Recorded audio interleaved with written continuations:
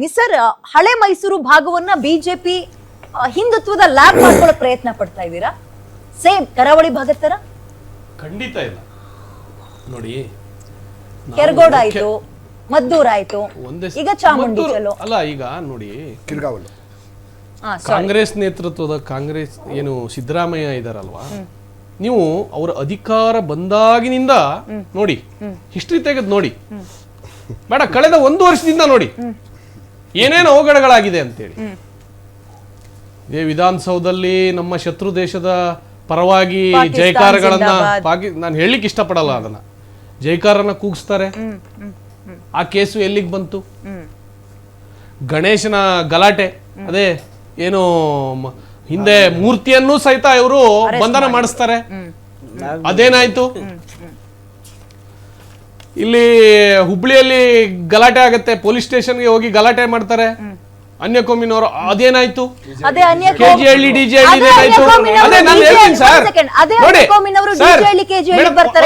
ಒಂದೇ ಸೆಕೆಂಡ್, ನಾನು ಸಾಕಷ್ಟು ನೋಡಿ ಒಂದೇ ಸೆಕೆಂಡ್. ಅದ ನಾನು ಅದನ್ನೇ ನ್ಯಾಯಾಂಗ ವ್ಯವಸ್ಥೆಯಲ್ಲಿ ಅದನ್ನ ಹಳ್ಳ ಹಿಡಿಸಿದವ್ರು ಈಗಿನ ಸರ್ಕಾರದವರೇ ಹೇಳ್ತಾ ಇರೋದು. ನಾನು ಹೇಳ್ತಾ ಇರೋದು ಆ ವಿಚಾರವಾಗಿ ನ್ಯಾಯಾಂಗ ಇದರಲ್ಲಿ ಏನಾಗ್ತಾ ಇದೆ ಅಂತ ಹೇಳಿ. ಆ ಕೇಸನ್ನು ವಾಪಸ್ ತಗೊಳ್ತಾರೆ, ಸಾಕಷ್ಟು ಕೇಸ್ಗಳನ್ನ, ಅದನ್ನ ಪ್ರಶ್ನೆ ಮಾಡೋಣ ಅಲ್ವಾ? ಅದನ್ನೇ ನಾನು ಹೇಳ್ತಾ ಇರೋದು, ನ್ಯಾಯಾಂಗ ವ್ಯವಸ್ಥೆಯಲ್ಲಿ ಏನಾಗ್ತಾ ಇದೆ ಅಂತೇಳಿ. ನೋಡಿ, ಇವತ್ತಿನ ದಿವಸ ನಮ್ಮ ಏನು ಇವತ್ತಿನ ದಿವಸ ದಸರಾಗೋಸ್ಕರ ತಮ್ಮ ವೋಟ್ ಬ್ಯಾಂಕಿಗೋಸ್ಕರ ಇವರು ದಸರಾ ಹಬ್ಬವನ್ನೇ ಇವತ್ತಿನ ದಿವಸ ಬೇರೆ ಕಡೆ ಡೈವರ್ಟ್ ಮಾಡ್ಲಿಕ್ಕೆ ಹೊರಟಿದ್ದಾರೆ. ಅಲ್ಲ ಸಿದ್ದರಾಮಯ್ಯನವರೇ, ನಾನು ನಿಮ್ಮ ಮಾಧ್ಯಮದ ಮುಖಾಂತರ ಕೇಳಲಿಕ್ಕೆ ಇಷ್ಟಪಡ್ತೇನೆ. ನೋಡಿ, ಇವತ್ತಿನ ಒಬ್ಬ ರೈತ ಇದ್ದಾರೆ, ಆ ರೈತನ ಒಂದು ಬೆಳೆ ನಷ್ಟ ಆದಂತ ಸಂದರ್ಭದಲ್ಲಿ ಹೋಗಿ ನೋಡೋರಿಲ್ಲ, ಅಲ್ಲಿಯ ಜಿಲ್ಲಾ ಉಸ್ತುವಾರಿಗಳಿಗೆ ಹೋಗಿ ನೋಡೋರಿಲ್ಲ. ಇಡೀ ದೇಶಕ್ಕೆ ರೈತ ಬೆನ್ನೆಲುಬು ಅಂತ ಹೇಳಿ ಹೇಳ್ತೀವಿ. ಇವತ್ತಿನ ದಿವಸ ಒಂದು ರೈತರ ಹತ್ರ ನೀವು ಉದ್ಘಾಟನೆ ಮಾಡಿಸಬಹುದಿತ್ತಲ್ಲ, ಒಂದು ಒಳ್ಳೆ ರೈತನ ಹತ್ರ ಉದ್ಘಾಟನೆ ಮಾಡಿಸಬಹುದಿತ್ತಲ್ಲ. ಬಗ್ಗೆ ಮಾತಾಡೋದೇ ಬೇಡ, ಕಾಂಗ್ರೆಸ್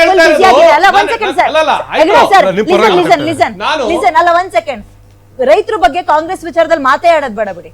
4 ಎಕರೆ ತೊಗರಿ ಹಾಳಾಗಿದೆ ಸರ್ ಅಂದ್ರೆ, ನಂದು ನಿನ್ 4 ಎಕರೆ ಅಂದ್ರೆ ನನ್ 40 ಎಕರೆ, ನಾನ್ ಯಾರಿಗ ಹೋಗಿ ಹೇಳೋಣ ಅಂತ ಕೇಳ್ತಾರೆ ಖರ್ಗೆ ಸಾಹೇಬ್ರು.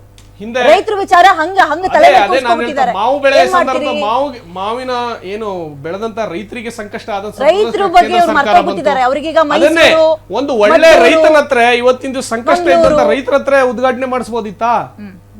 ರೈತರ ಹತ್ರ ಈ ಉದ್ಘಾಟನೆ ಮಾಡಿಸಬಹುದಿತ್ತಾ? ಆಯ್ತು, ಇವತ್ತಿನ ದಿವಸ ಈಗ ನೋಡಿ, ನಮ್ JDS ವಕ್ತಾರ ಹೇಳ್ದಂತೆ ಹೇಳಿದ್ರು ಆ ವಿಚಾರಗಳನ್ನ ರೈತರ ಜೊತೆ ನೀವಾದ್ರೂ ಉದ್ಘಾಟನೆ ಮಾಡಿಸಿದ್ದೀರಾ? ನೋಡಿ, ನಿಮ್ಗೆ ಏನ್ ಲಾಭ ಸಿಕ್ತಿತ್ತು?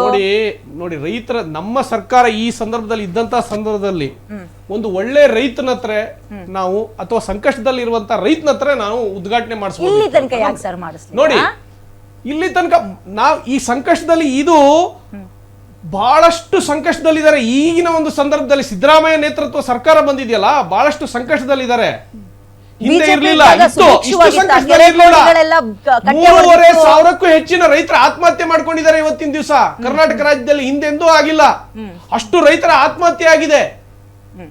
ರೈತರ ಸಂಕಷ್ಟವನ್ನ ಕೇಳಿದಿರಾ? ಇವತ್ತಿನ ದಿವಸ ಉತ್ತರ ಕನ್ನಡ, ದಕ್ಷಿಣ ಕನ್ನಡದಲ್ಲಿ ಮಳೆಗಳಾಗಿ ಸಾಕಷ್ಟು ಅತಿವೃಷ್ಟಿಯಿಂದ ಬೆಳೆಗಳ ನಾಶ ಆಗಿದೆ. ಅದರ ಬಗ್ಗೆ ಹೋಗಿ ಏನಾದ್ರು ವಿಚಾರ ಮಾಡಿದಿರಾ? ಅದು ಮಾಡ್ತಾ ಇಲ್ಲ. ಆಗ್ಲಿ, ಇವತ್ತಿನ ದಿವಸ ನೀವು ಅದನ್ನೆಲ್ಲ ಮರೆಮಾಡ್ಲಿಕ್ಕೆ ಇವತ್ತಿನ ದಿವಸ ಈ ದಸರಾ ಕೋಮು ಸಂಘರ್ಷಣೆ ನೀವೇ ತಂದಿಡ್ತಾ ಇದ್ದೀರಾ. ಬಿಟ್ರೆ ಇದೇ ಸಿದ್ದರಾಮಯ್ಯನವರೇ ಇದಕ್ಕೆಲ್ಲ ಪ್ರೇರೇಪಿತರು ಸಿದ್ದರಾಮಯ್ಯನವರೇ ಬಿಟ್ರೆ ಬೇರೆ ಯಾವಲ್ಲ. ನೀವು RCB ಗೆದ್ದಂತ ಸಂದರ್ಭದಲ್ಲಿ ನಾವೇನೋ ಗೆದ್ದಿದ್ದೀವಿ ಅಂತ ಹೇಳಿ ಹೇಳಿದ್ರು, ಕಾಲ್ ತೊಳಿತಾ ಆಯ್ತಲ್ವಾ? ಅದಕ್ಕೇನ್ ಮಾಡಿದೀರಾ? ಸಿದ್ದರಾಮಯ್ಯ ಕಲ್ಲು ಹೊಡ್ಸಿದ್ರ? ನೋಡಿ, ಸಿದ್ದರಾಮಯ್ಯ ಕಲ್ಲೋಡಿಸಿದಾರೆ ಅಂತ ಹೇಳ್ತಾ ಇಲ್ಲ. ಅಲ್ಲಿ ನಡೆದಂತ ಒಂದು ಸಂದರ್ಭದಲ್ಲಿ ನೀವು ಅಲ್ಲಿ ಪೊಲೀಸ್ ಪ್ರೊಟೆಕ್ಷನ್ ಅನ್ನ ಕೊಡಬೇಕು. ಮತ್ತೆ ನೆಕ್ಸ್ಟ್ ಡೇ ಯಾಕೆ ಅದು